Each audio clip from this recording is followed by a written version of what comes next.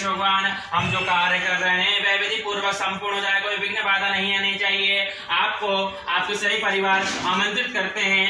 ओम विघ्नेश्वराय वरदाय स्वरप्रियाय लंबोदराय सकला जगद्दिताय नागाननाथ दियज्ञविभूषिताय गौरे सुतगणनाथ नमो नमस्ते। प्रार्थना पूर्वक नमः करोमि हि अंबिका ददालाकाय नमो नमः। सर्वलोकाय प्रजापते नमोस्तु सर्वयोगं प्रजापते नमो नमः। ददालाकाय नमोस्तु। गणेश पूजन पुण्यादम समर्पयामि नमो नमः। कलश पूजनांत कलश सामने छोड़िएगा।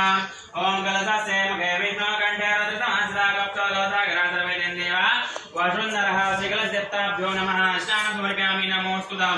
वेदपुस्तकाय नमो नमः। दत्ततालाकाय नमः। वस्त्रान्त